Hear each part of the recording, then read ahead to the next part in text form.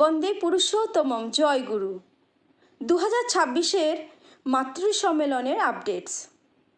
এবছর পয়লা শ্রাবণ মানে 18ই জুলাই শনিবার থেকে শ্রাবণ পরিক্রমা শুরু হচ্ছে, আর 31শে জুলাই মানে 14ই শ্রাবণ শুক্রবার বড় মার আবির্ভাব দিবস পালন করা হবে।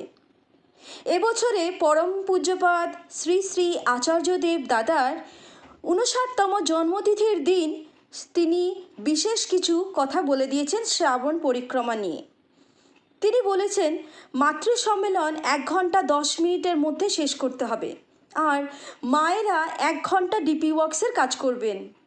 মাতৃ সম্মেলন প্রার্থনা দিয়ে শুরু হবে, তারপর 1টা বা 2টো অমীয় গ্রন্থ পাঠ করা হবে, তারপর 2টো বা 3টে কোরাস সঙ্গীত বা সমবেত সঙ্গীত সবাই একসঙ্গে মায়েরা গান করবেন।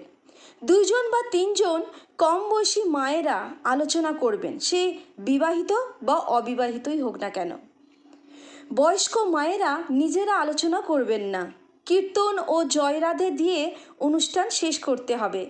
তিনি আরও বলেছেন ইনঅ্যাক্টিভ বা ডি ফিল্টার থেকে সবে অ্যাক্টিভ হয়েছেন যারা, তাদের বাড়িতেই সম্মেলন করতে হবে। প্রয়োজনে ইচ্ছুক অদীক্ষিত দাদা ও মায়েদের, মানে যারা অদীক্ষিত, যারা দীক্ষা নেয়নি, তারা যদি বাড়িতে মাতৃ সম্মেলন করার ইচ্ছা হয় তাহলে তারা করতে পারে। অ্যাক্টিভদের বাড়িতে সম্মেলন করা যাবে না। তিনি অ্যাক্টিভদের জন্য একটি বিশেষ দায়িত্ব পালন করবার কথা বলে দিয়েছেন।